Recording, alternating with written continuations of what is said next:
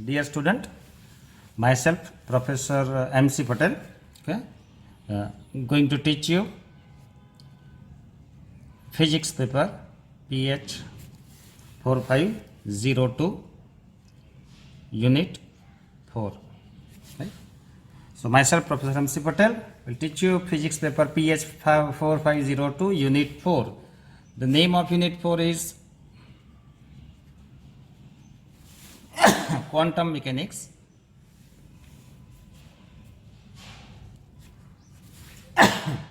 So before I start this unit, I will give you the syllabus of my unit 4 quantum mechanics and the name of the textbook from which the syllabus is taken. So this is the syllabus unit 4 quantum mechanics. In A part, the first article is time dependent Schrodinger equation. So we will start with this time dependent Schrodinger equation. Then second article is the interpretation of the wave function. Okay. Third particle is not mentioned, but is normalization of the wave function. Next, expectation values. Okay. And Ehrenfest theorem. उसके बाद admissibility conditions on the wave function. Okay. Stationary states. And time dependent Schrodinger equation. This is the A part of unit 4. In B part, we have simple one-dimensional problems like particle in a box with rigid walls, concept of a potential well, okay, and potential barrier. So this is the syllabus of physics paper PS 4502 unit 4 quantum mechanics, right?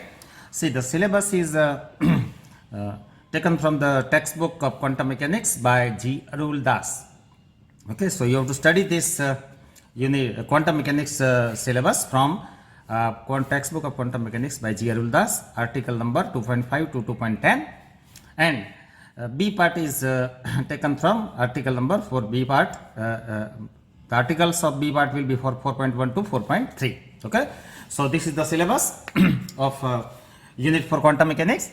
The name of the book is Quantum Mechanics by G. Arul Das, and article number chapter 2, article number 2.5 to 2.10, and chapter 4, article number 4.1 to 4.3. Okay, so today, dear student, let us start with the first article.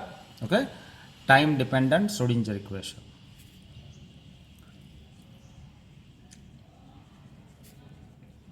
Time dependent Schrodinger equation. Okay. So this is the first article that we have to obtain the time dependent Schrodinger equation for a particle moving in one dimension. Okay. So this is the first article of unit for quantum mechanics that we have to obtain the time dependent Schrodinger equation for a particle moving in one dimension. Okay, dear student, you have studied the de Broglie hypothesis. De Broglie hypothesis.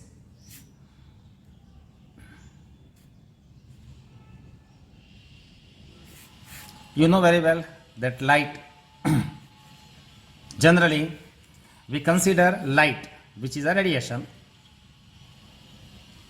has a dual nature. In some experiment, light behaves as a wave.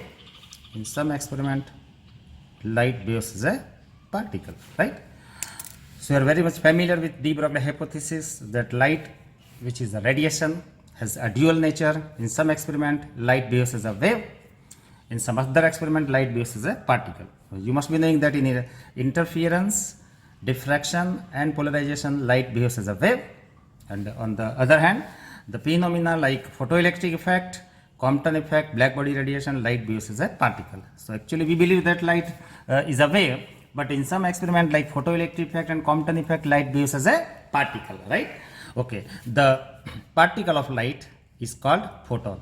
The particle of light is called photon, and the energy of the photon is hf. Okay, so de Broglie came to the conclusion that if light radiation has a dual nature, wave nature and particle nature, then it may be possible for material particles, matter, means material particle like electron. Okay. That electron, basically electron is a particle, but in some circumstances electron behaves as a wave, right? So if light, basically light was a wave, but in some experiment like photoelectric effect and Compton effect, light behaves particle, then it may be possible for material particle like electron, okay, that actually we consider electron as a particle. In some experiment electron behaves as a wave. You must be knowing the experiment, name of the experiment in which electron exhibits its wave nature, right? Okay. Do you know which is the experiment which exhibits the wave nature of electron?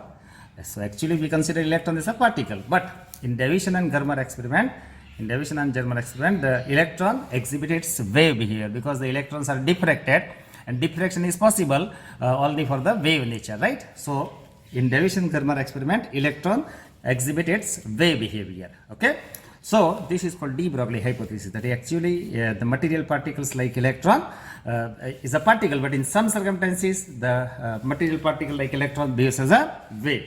So light has a dual nature, wave nature and particle nature. Similarly, the particle, in some circumstances a particle behaves as a electron behaves as a particle, and in some experiment electron behaves as a wave.